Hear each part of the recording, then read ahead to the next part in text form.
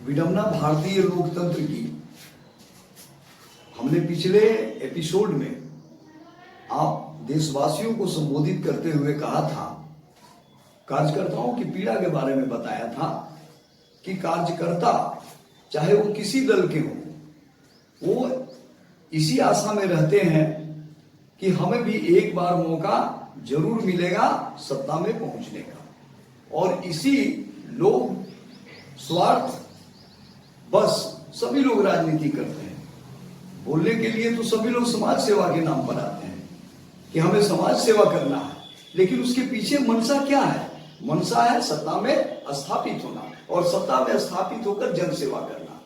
तो अगर एक ही व्यक्ति 70 साल 80 साल 5 बार 6 बार 7 बार 8 बार सत्ता में वो सत्तासीन रहते हैं, तो इस क्रम में उस नेता की जो सत्ता में स्थापित है वो 70 75 साल 80 साल तक हो जाता है, और जो उसके संग में उसके साथ में उसके समकक्ष जो कार्यकर्ता झंडा डो रहे हैं, बंडा डो रहे हैं, डंडा डो रहे हैं, मार पीट खा रहे हैं, यहां तक कि कभी कभी गाली गलौज भी सुनने की नौबत आ जाती है। परिवार से भी वो बातें सुनते हैं कि आप क्या कर रहे हैं साहब। परिवार के प्रति बहुत से ऐसे कार्यकर्ता है कि पूरी तरह से ईमानदारी से परिवार को समय नहीं दे पाते हैं, उनका परिवार का विकास भी रुक जाता है, इसी आशा में कि हमें भी एक बार सत्ता में मौका मिलेगा।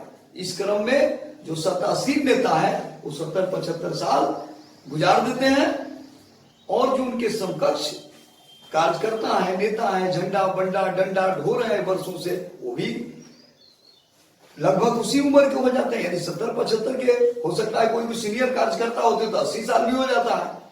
तो हम यहाँ एक बात देशवासियों से कहना चाहते हैं कि क्या प्रकृति का यह नियम है कि कोई भी व्यक्ति, हम समझते हैं कि 70 साल से चाहे वो जितना सुख सुविधा से रहता हो, रोग से ग्रस्त हो जाता है। कोई हार्ट अटैक से हो जाता है रोगग्रस्त, किसी को उठने बैठने में तकलीफ हो जाती है, मतलब किसी न किसी तरह का, कोई शुगर पेशेंट हो जाता है, तो किसी न किसी रोग से वो ग्रस्त हो जाता है। तो सुई दवाई के बल पर 5 साल या 10 साल खींचता है। इस तरह 75 से 80 तक जाते जाते वो नेता जो सत्ता में स्थापित है वो गुजर जाते हैं। एक और बात मित्रों, 75-80 तक 60-70 के बाद दिमागी असर काम करना लगभग कम कर देता है। शरीर तो कमजोर होता ही है, दिमाग भी कमजोर होता चला जाता है। तो अगर एक नेता 75-80 साल खींच देंगे तो दूसरे जो उसके समकक्ष राजनीति कर रहे हैं उसको मौका कब मिलेगा? क्या ईश्वर ऐसे कार्यकर्ताओं के लिए अपना नियम, प्रकृति का जो नियम है वो बदल देंगे और कार्यकर्ताओं को वरदान दे देंगे कि जाओ भाई, तुमको हम वरदान दे दिया, तुम कार्यकर्ता हो, इसलिए तुमको हमने 75 साल के बजाय 75 साल अपनी तरफ से दे दिया वरदान स्वरूप, तुम 150 साल धरती पर जिंदा रहोगे। ऐसा है? अगर ऐसा भी भगवान कर देते हैं मान लीजिए थोड़ी देर के लिए, तो भी ये जो सत्ता लोलुपी नेता है वो मानने वाले नहीं है। 75 साल 80 साल करने के बाद, सत्ता का लाभ उठाने के बाद वो गुजर जाते हैं। गुजरने के बाद उनका पुत्र, पुत्री और पत्नी दावेदारी ठोक देते हैं कि नहीं, हमको मौका मिलना चाहिए, हमारे पति ने, हमारे पिता ने देश सेवा किया, समाज सेवा किया, इसलिए इस सेवा का लाभ हमें ही मिलना चाहिए। और पार्टी के जो शीर्ष नेता है, चाहे किसी दल के हो, कहते कि हाँ हाँ हाँ, फलना बाबू, फलना नेताजी देश सेवा किए, बहुत बढ़िया सेवा किए हैं, उनको तो भाई लाभ मिलना चाहिए। और लाभ के रूप में उनके पुत्र, पुत्री या पत्नी को फिर से सत्ता में स्थापित करने का प्रयास किया जाता है। तो अगर ये हालत रहा मित्रों, तो कार्यकर्ता कहां जाएंगे? हम तमाम दल के कार्यकर्ताओं से निवेदन करना चाहते हैं कि ये क्वेश्चन आप अपने शीर्ष नेताओं से पूछें कि क्या हम लोगों को कब मौका मिलेगा, कब सत्ता में भागीदारी आप हमें देंगे। यह आवाज उठनी चाहिए मित्रों।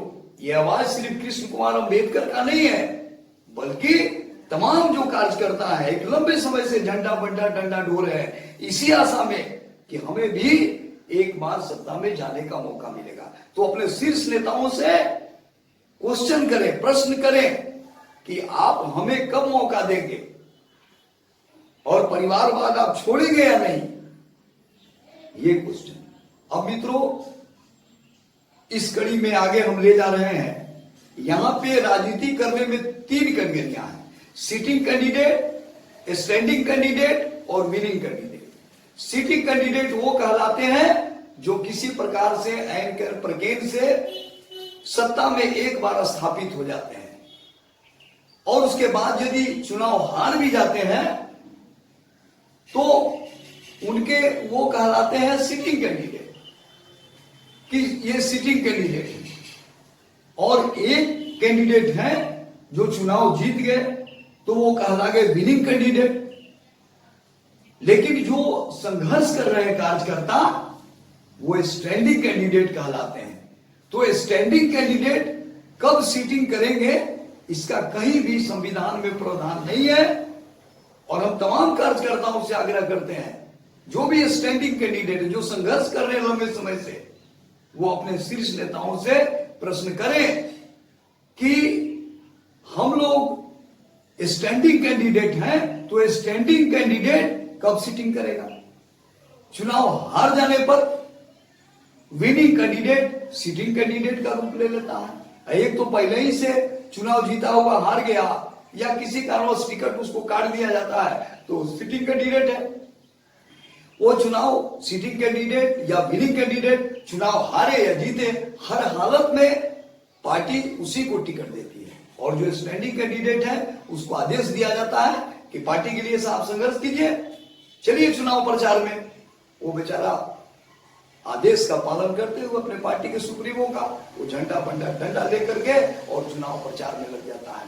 तो क्या वो कार्यकर्ता जो बरसों से मेहनत कर रहे हैं सिर्फ नेताओं के गुण गाने के लिए, वो सिर्फ कहेंगे जिंदाबाद, कितना सालों तक ये नारा लगेगा। सिर्फ नारा लगाने के लिए कार्यकर्ता नहीं पैदा हुए हैं, उनको भी हक चाहिए, उनकी भी इच्छा है कि हम सत्ता में जाएं। तो मित्रों, तमाम राजनीतिक दल के जो कार्यकर्ता हैं, हम उनसे इस वीडियो वायरल के माध्यम से आपका भाई कृष्ण कुमार अम्बेडकर, जो जनता दल यूनाइटेड में प्रदेश के महासचिव है, शिक्षा प्रकोष्ठ के और अखिल भारतीय डोम विकास मंच के राष्ट्रीय अध्यक्ष हैं, हम तमाम राजनीतिक दल के कार्यकर्ताओं से जो झंडा बंडा डंडा ढो रहे हैं, उनसे मैं करबद्ध प्रार्थना करता हूं कि इस प्रश्न को आप अपने स्तर से अपने पार्टी के शीर्ष नेताओं तक पहुंचाएं कि जो झंडा बंडा डंडा ढो रहे हैं वर्षों से, उनको कब सत्ता में जाने का मौका मिलेगा। आप प्रश्न करें मित्रों और उन पर दबाव बनाएं, तभी आपको परिवारवाद से मुक्ति मिलेगी, तभी एक नया युग का प्रारंभ होगा जिसमें वंचितों को भी मौका मिलेगा सत्ता में जाने का। नहीं तो अगर आप ये प्रश्न नहीं करेंगे, दबाव नहीं बनाएंगे, तो जो सत्ता में स्थापित है शीर्ष नेता है, वो बार बार इसी खेल को करते रहेंगे और लोकतंत्र को परिवार के लिए एवं परिवार द्वारा शासन तो बना ही दिए हैं, इसको बढ़ावा मिलता रहेगा। इसलिए आप ये क्वेश्चन, इसलिए प्रिय मित्रों, चलते चलते मैं एक बार फिर आप लोग से आग्रह करता हूं कि हमने जो वीडियो वायरल के माध्यम से पार्टी कार्यकर्ताओं को कहा, उस बात को आप अपने पार्टी के जो सुप्रीमो हैं उनसे डरिए मत। ये आपका अधिकार है प्रश्न पूछने का और उनके उत्तर जानने का आपको अधिकार है। इसलिए अपने स्तर से आप अपने पार्टी के जो मुखिया हैं, जो चीफ हैं, जो सुप्रीमो हैं, जो अध्यक्ष हैं, उनसे क्वेश्चन करिए कि क्या कार्यकर्ताओं को कब आप मौका देंगे सत्ता में जाने का। क्या कार्यकर्ता केवल झंडा बंडा डंडा ढोते ढोते मर जाएंगे? इसलिए मित्रों, अब हम चलते चलते आप लोग से आग्रह करना चाह रहे हैं कि इस क्वेश्चन को आप जोरदार तरीके से अपने स्तर से उठाएं और फिर हम अगली कड़ी में आप लोगों के समक्ष फिर प्रस्तुत होंगे और विस्तार से जो लोकतंत्र में परिवार तंत्र का समावेश हो गया है, जो लोकतंत्र के लिए घातक हो गया है, उस पर हम विस्तार से अपनी बातों को रखेंगे। इसलिए मित्रों, आज बस इतना ही। चलते चलते हम आप लोग से आग्रह करेंगे कि इस वीडियो को आप लोग लाइक करें, सब्सक्राइब करें और शेयर करें। जय जय भीम, जय भारत, जय भीम।